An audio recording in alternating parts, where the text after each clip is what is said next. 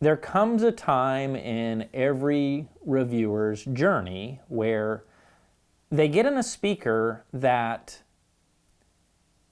they don't necessarily love. And it's not necessarily a speaker that they would end up with, but that speaker does a lot of really cool things, or it does some things that are worth chatting about. And even more, you can't really find anything that is a big problem. Those speakers, unfortunately, usually just go home and you're done, and you don't want to waste your time with it. That's not what we're talking about today. We're talking about a speaker that I think is in that in-between, where I want to recommend these to the right person. It wouldn't be me. I wouldn't end up with these. They're not my first pick by any stretch, but they are so unique of a loudspeaker that I feel like it would be foolish of me not to walk you guys through what the heck is going on.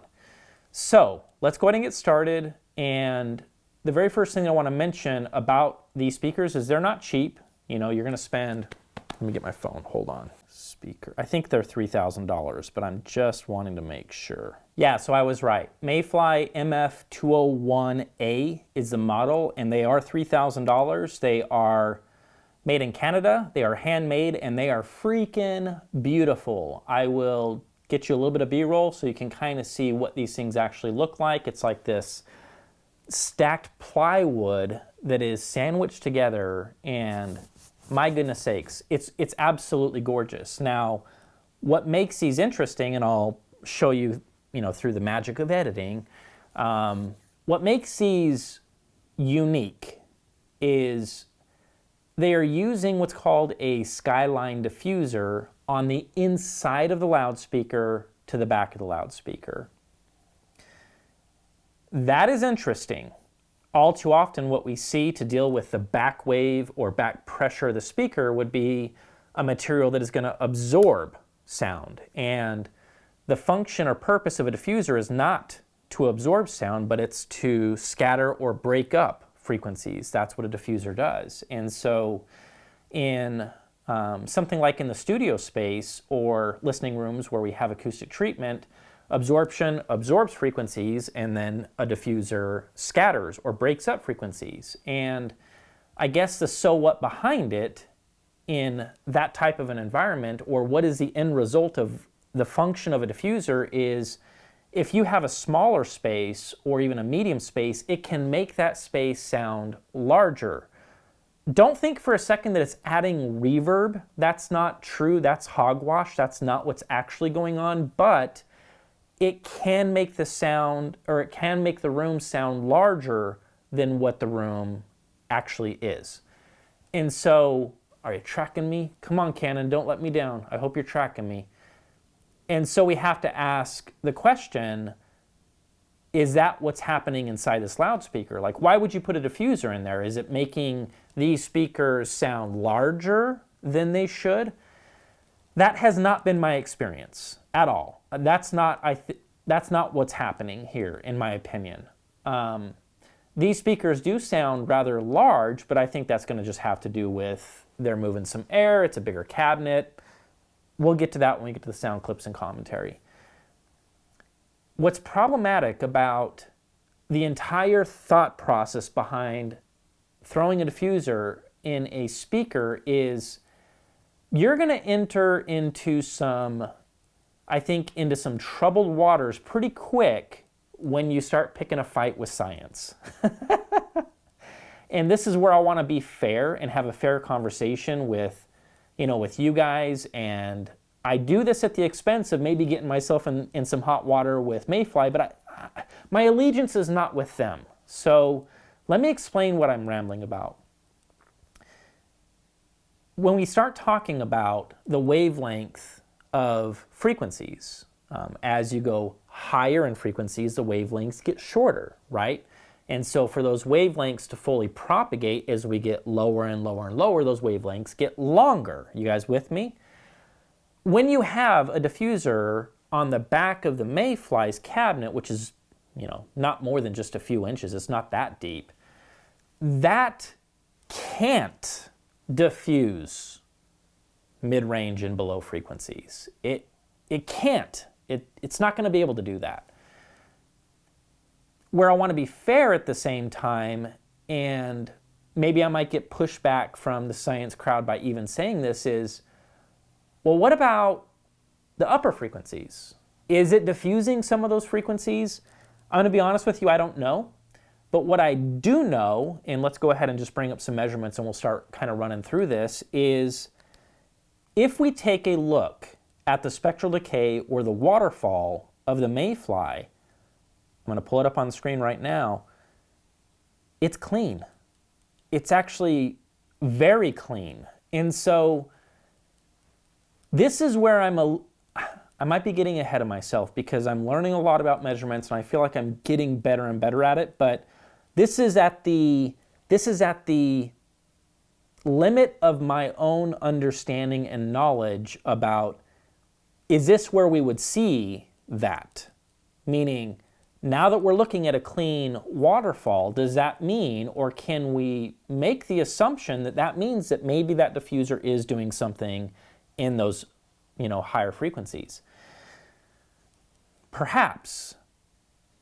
But at the same time, I was thinking about this. That skyline diffuser, which is made out of wood, is adding mass to the back of the speaker. And when we start talking about things like how a speaker is braced, how well it's braced, I can't help but wonder if, even if the skyline diffuser is not diffusing those higher frequencies, well, maybe it is indeed actually helping with the structural integrity of the loudspeaker. So it's kind of like, hey bro, your diffuser isn't really doing what you think it's doing, but what it is doing is still helping you in that we see a clean spectral decay, so you at least have that. We don't have any weird resonances that are showing up and things that are popping out where we're like, oh, that's kind of a mess.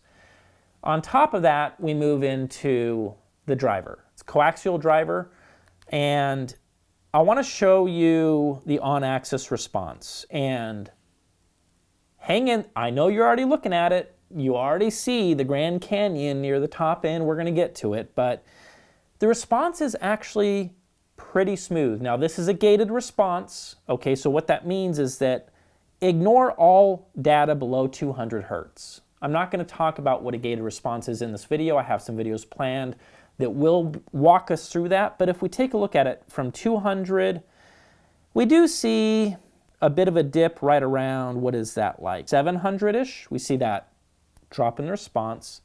Still not awful. Rises again. We see another small drop.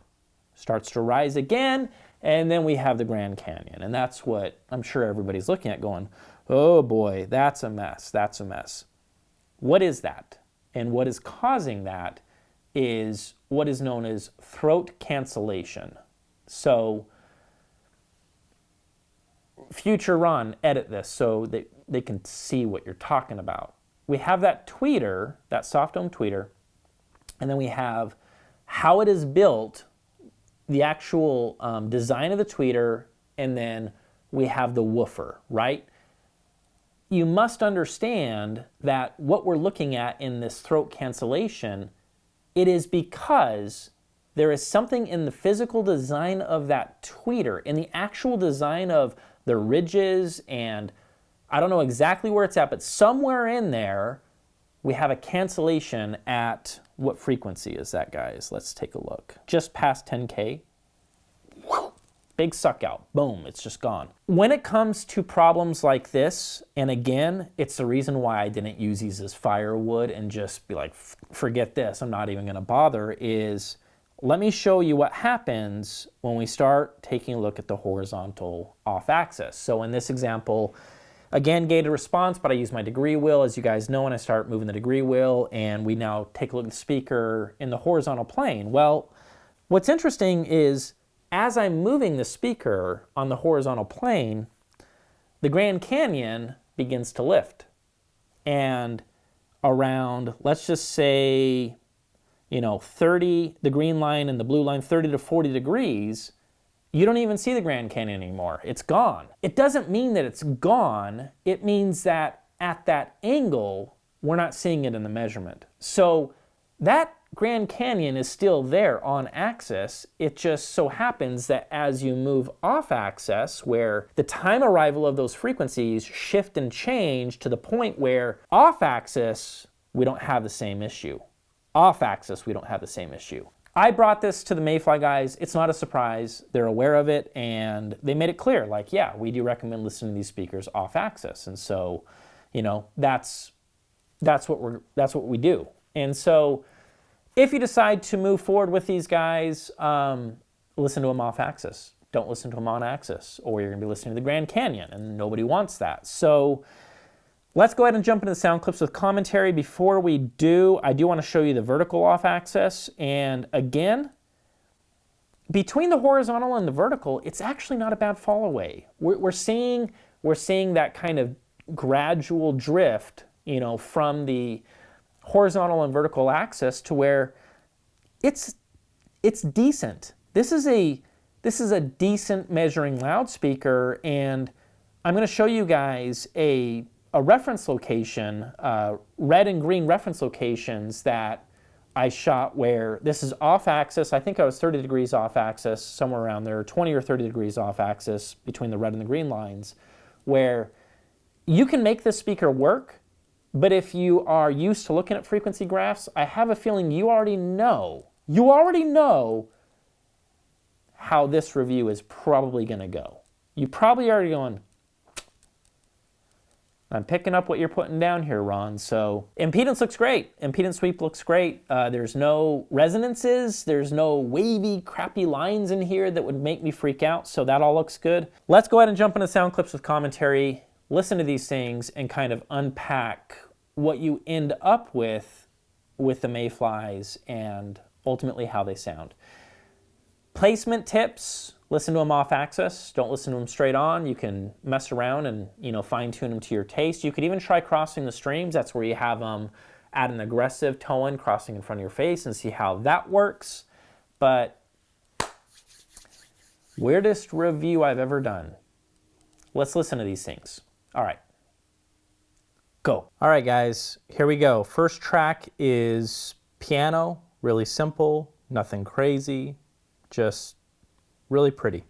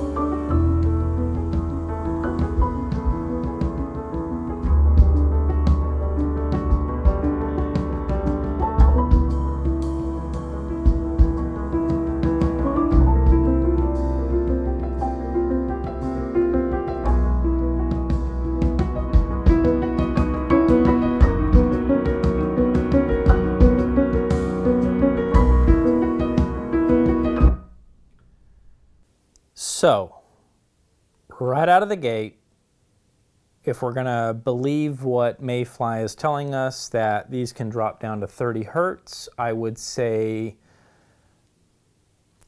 in-room dependent, maybe, maybe, but I think you're going to be able to hear it. They they can dig down pretty dang low, and it's pretty dang impressive. So lower frequencies, mid-bass, lower mid-range, I'm really happy with what these speakers bring to the table. I'm really happy with it. When we start talking about, clarity, and we start talking about texture and tone in bass, mid-bass, lower mid-range, you got to have typically the right cone material, or unless you're Andrew Jones and you made the Unify 2.0s and you're a magician, unless you're that, then paper cone seems to always win. These are not paper cone drivers. I think they're actually older polypropylene drivers, if I'm not mistaken. But nonetheless, we're getting some texture and tone in the lower frequencies, and it sounds nice. I like it actually quite a bit. It's, for me, one of the biggest reasons why we are doing this review is because in the lower stuff, I'm really happy. Ron is just nodding his head, going, yeah, okay, this is very, very good stuff. Let's move on.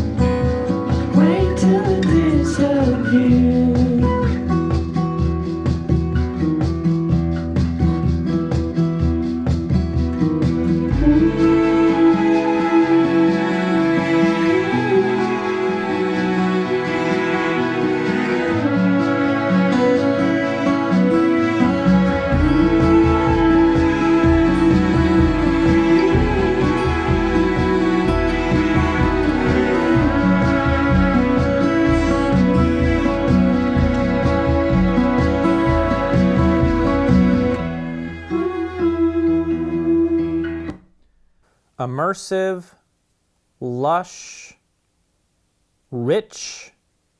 These are the kind of words that I would start to use, creating my little new record day word salad. These are the words that I would use as I begin to unpack the lower registries of the MayFly. It does that. And when we have a sense of scale from these speakers where it's audiophile worthy. I read one review of the MayFly where they said it's a wall of sound, and it makes me cringe when I hear that. Wall of sound.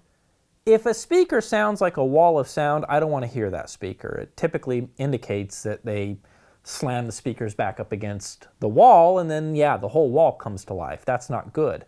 You pull the speakers out into the room using lots, shameless plug, use lots. Well, then what happens is you don't have a wall of sound, you have a room that is just coming to life. And as long as you have a stage to work with and, the mix is great, the mastering is great, the engineers did their job, then you have localization of different folks in the soundstage. And when we start talking about the scale of the MayFlies, it is impressive. There's some thump in there. It's like, yeah, you can get up and go. You can do it.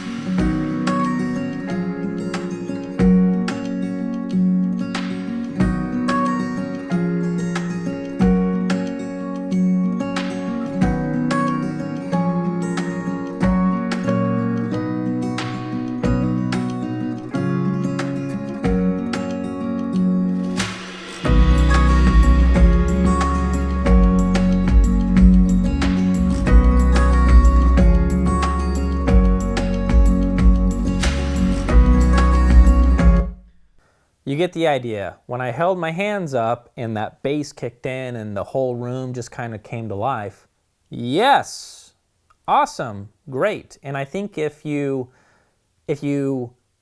hadn't heard this track on other speakers that I have in this house, and Exoticas, Sapphires, I genuinely believe that if this was the very first time that you ever heard this song, you might walk away thinking, the MayFlies, they did it the best, and that was unbelievable, and there's no way that song can sound any better than that. The subs are not on, guys. Everything is just being played out of the MayFlies. I would say not true. Even still, it did a lot of great stuff down low. It did a lot of really good stuff in the mid-band. But that song has some stuff in the time domain. We're getting into air and extension and way past the fundamentals, where the Auticas just run circles around these, where the Sapphires just run circles around these. You have it's like the entire room lights up with stuff, where the MayFlies, they're not giving that to me. And we can see it in the frequency response. We can see it in the horizontal off-axis response. We can see it that as a consequence to the Grand Canyon dip on axis, having to tow these in or listen to these off-axis, what happens is the top end drops, smooths out. And I'm missing some critical information on top. And so now we get into, that conversation of what are you looking for? What is on your priority list? Because if air extension, detail retrieval, decay, anything in the time domain up high is a high priority for you, then the MayFly does not fly. It won't fly. If you enter listening fatigue and you don't care about having all of the entire picture, all of it, and you're willing to sacrifice some of that top end extension, well, then these are a fine loudspeaker, and they certainly should be on your list of speakers you should be checking out.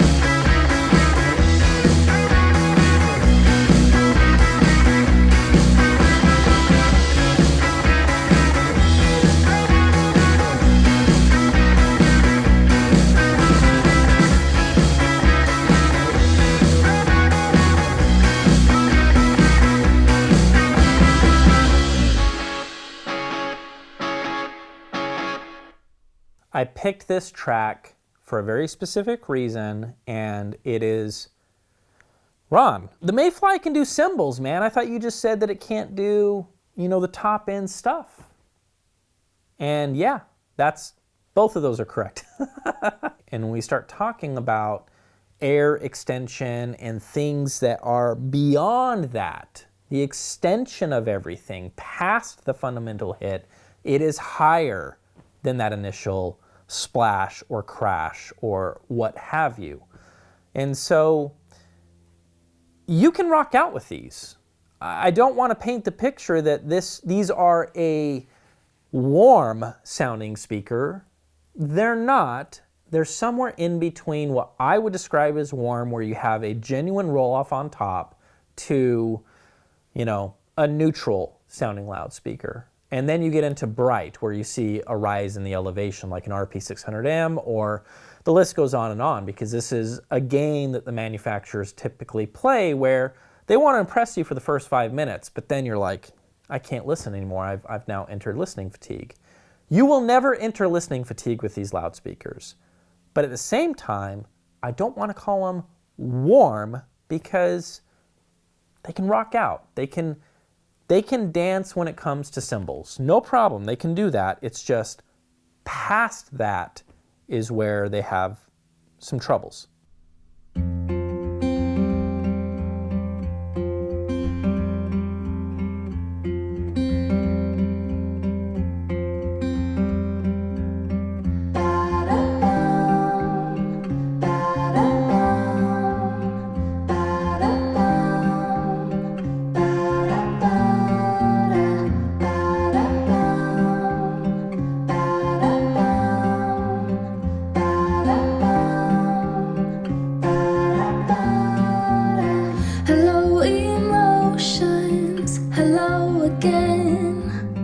As every ocean come as rain, I know my circles, I know my name. Another sequel is on the way. Oh, oh, my love, reform and rise to be so free.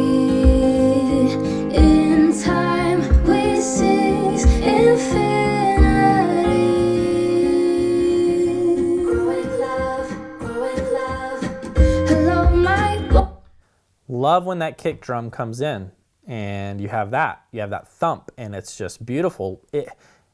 Texture tone, yes. Mid bass, bass, lower mid range, yes. Her voice has body. It is fleshed out, and it's just like a lot of the salient attributes of a coaxial driver, they're starting to shine on tracks like this, where she is just tack sharp, and I'm not losing her. She is focused, she has body. Again, I have heard this track in all its glory where some of the detail retrieval on top, you're missing that just last little push. You're missing it with these guys. And so, can you see where this is going? Like, dang it, MayFly, you're a good sounding loudspeaker, and I know a lot of people are really going to appreciate you for what you are. For what you are. I'm talking to a speaker right now. I've lost my mind. All right, let's move on.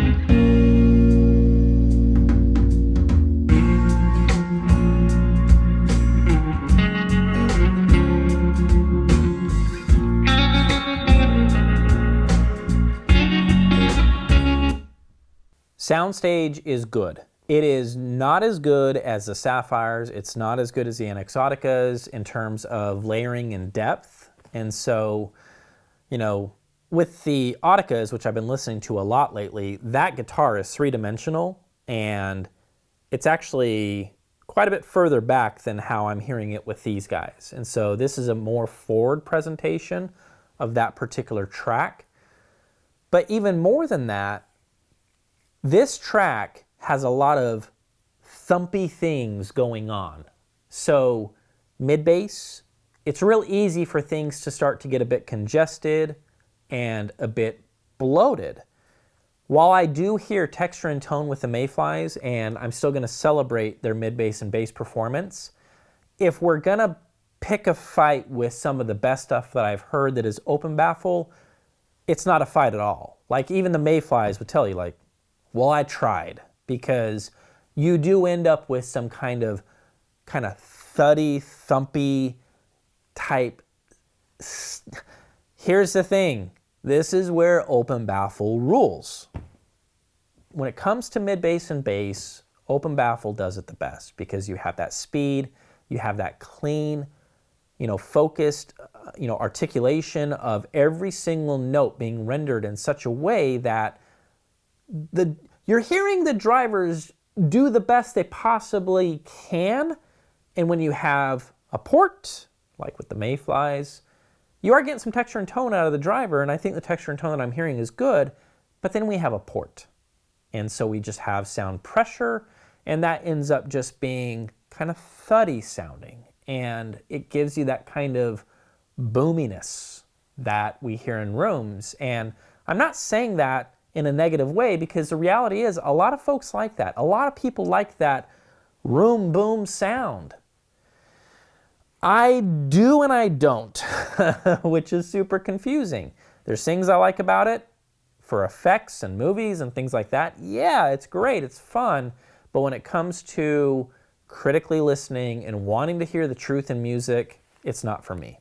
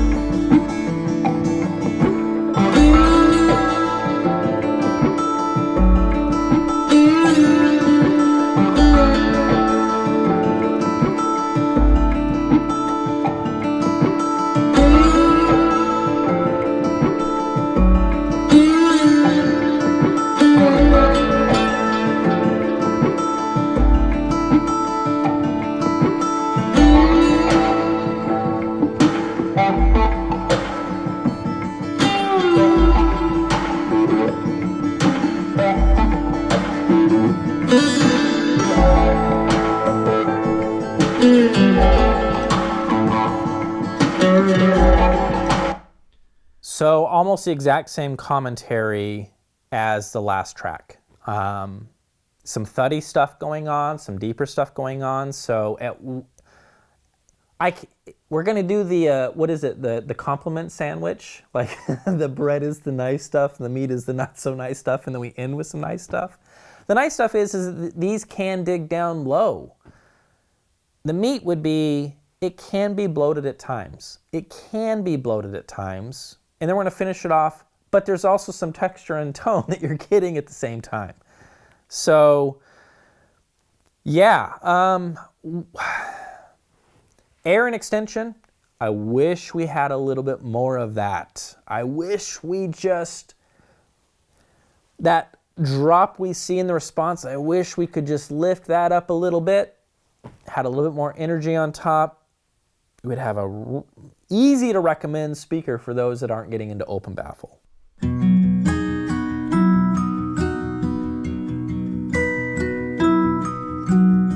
wanna go out and face the cold, but it's a really good time for a monologue. Can't let this pass, I find it hard to breathe. Time is up, the bell has rang, and it's really hard to understand that losing you now is the only choice for me. But someday I wrote some Crosby before, and someday I wrote some. I don't even need to. I don't even need to continue with this song. You know what? It's just dawned on me. These are a very pretty sounding loudspeaker. It's almost, you know what it is? It's almost moving in the direction of what I remember hearing about some of the Harbeth stuff, where it's just, this is just a really pretty sounding loudspeaker. And human voice, it's great. It's beautiful. It's rendered really well, and it's concise, it's clear. We don't see any resonance issues in the impedance. We don't see any big issues in the spectral decay. As we get lower in frequency, We see some stuff start to pop out, but nothing that would be like, yikes, we got a problem on our hands. So what that tells me is a lot of this stuff that we're hearing is actually quite clean, and I'm going to walk away from this review saying it is. It's just a clean, pure presentation of the music. Sure, lower frequencies, deeper bass can be a little bit bloated. At the same time, we are getting some texture and tone out of this driver, which is good. Mid-range, very good. Female vocals getting into upper mid-range, low, hard to mid-range, upper mid-range. Again, good.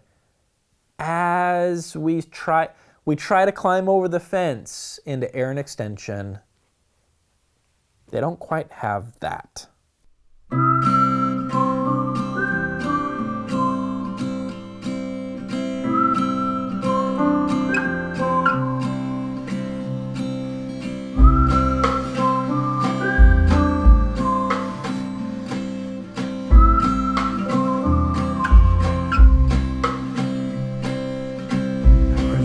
Sunsets in Boston, kissing yellow concrete. We watched all of them together until we couldn't go to sleep.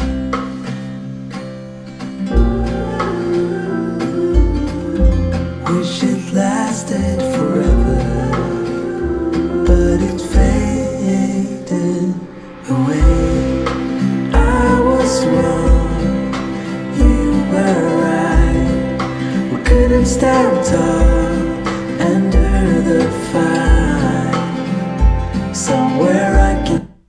Lush. We're back to that word, lush. Everything that I'm hearing in that, the whole body of this track is just big, bold, lush, and yet it's not moving in the direction of, so much bloom that you're going, wait a minute, somebody's playing a weird trick with these speakers. Somebody's trying to use resonance to create something that is artificial. I don't think that's the case here.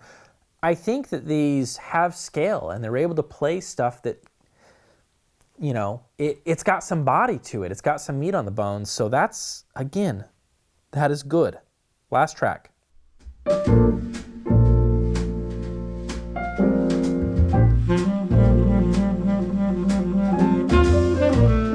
I'm going to start it over again, but holy crap, that sax sounds amazing.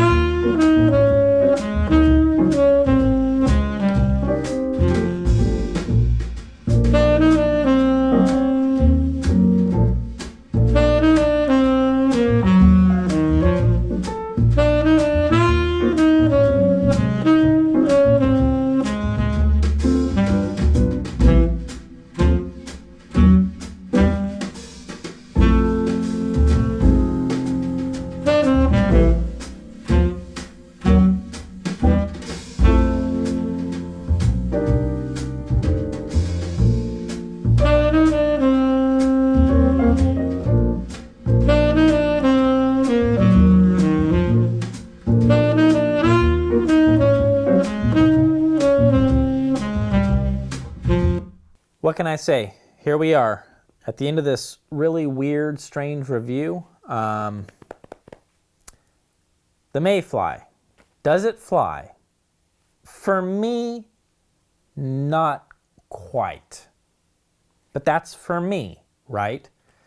I still had to do this review because I do think that there are many music enthusiasts and audiophiles that would sit down, they would listen to this, and they would say yes to everything.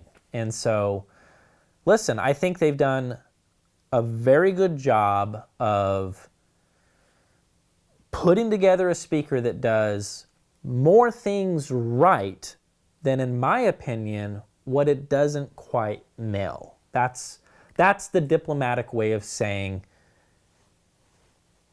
if you want to make this fly for Ron, nail the last little bit and, you know, send me that guy. I don't know what you're going to name it.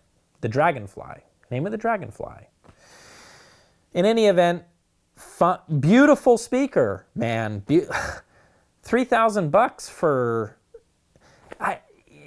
It's something that I can justify based on the amount of work that went into the speaker. It's like, holy crap, I wish I could take these things apart and show you the Skyline Diffuser. I'll show you some pictures and stuff, but man, I would be thrilled if what we see from MayFly and Company is progress. I would love it if we see, whether it's, you know, through the use of a different driver down the road or whatever the case may be, this is a good speaker. It's good. Is a diffuser doing everything that they're claiming it's doing? I don't know. I don't think it's doing squat for mid-bass, mid-range, bass, nothing. It ain't doing anything there. Is it maybe doing something with the top end? Maybe, sure. Either way, we'll see you guys in the next video.